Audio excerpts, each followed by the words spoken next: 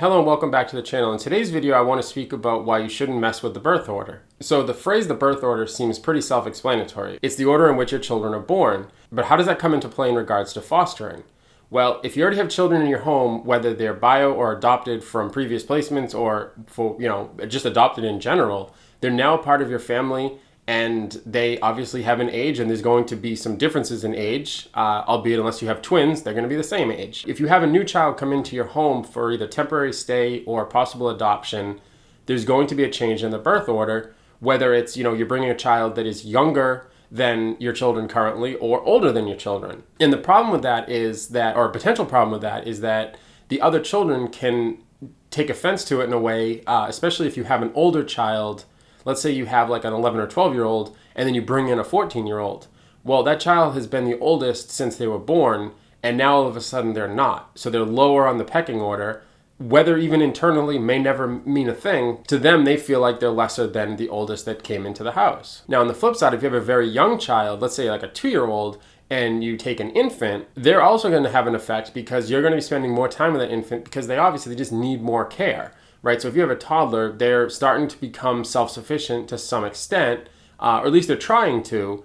But if you have an infant, then they're going to need more of your care, more of your time, and that's time not spent with the toddlers. So what ends up happening is a situation where you can have resentment, you can have behavioral outbursts, and add in that you have a foster child that has their own trauma and their own story, and it can be a recipe that no one really wants to be in. It can cause a more difficult placement, and it also can cause more hardship for the child or children that are in your care as well as the one that's come into your home currently. So I'm not saying don't ever mess up the birth order or any sort of gender issues. You have to make it known, and you have to be aware of when you're taking a placement, how could this affect other children in our care or that live in our home?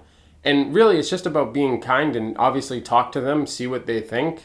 When we take any placement, we always speak with our bio son and see if he's okay with it, what his thoughts are, because he comes first. And we have more children in our home, we're going to ask them as well, obviously if they're of age. You're not going to ask an infant just because it's not going to go anywhere.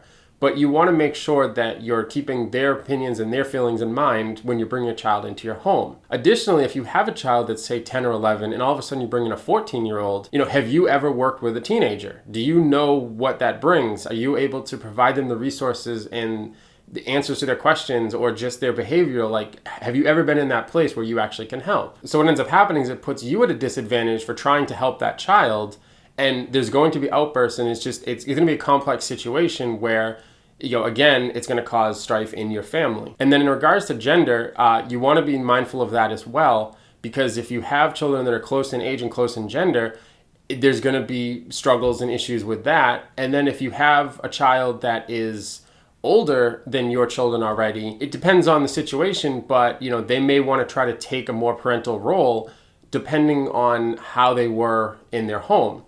So we had one placement that it was a brother and sister, and the sister actually would kind of like fight us verbally to try to take care of her brother.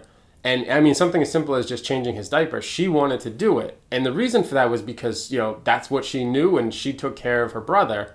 But when she comes into your house, it becomes a problem because, you're trying to have her be a child and then the other child be a child, and she wants to parent. So that massive age difference just causes issues outside of anybody that happens to be in your home prior to accepting that placement. I think at the end of the day, with anything regards to foster, you have to see what is best for you, what you're willing to handle, and what you're prepared to work with, simply because, every case is going to be different.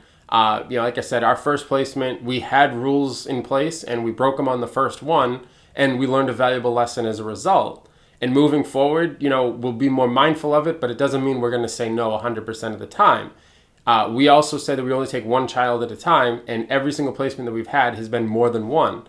So it kind of just goes based on, you have your baseline of what you will and won't do, but every case is going to be different. You have to decide if this is right for your family. And most importantly, if you ever feel scared or unsure of something that you should do, you need to reach out to your social worker and your family resource worker and be honest.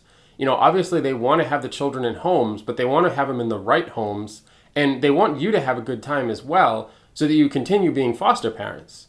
So if you have an instance where it's the worst process ever and it shies you away from doing it ever again, closes a home for possible future children, and it also leaves a bad taste in your mouth that you'll probably never do it again. And the goal here is to take care of children and to help them, give them a happy home, make sure that they're healthy and thriving. And if you're scared or concerned with working with that child, you're not going to be able to do that. So those are just a few reasons why you don't want to mess with the birth order, or at the very least, you want to take a step back and think about how could this affect our family and should we go through with it or not. So that's all I have for this topic. If you have any questions, please leave a comment below. Subscribe if you're new here, and I'll catch you in the next video.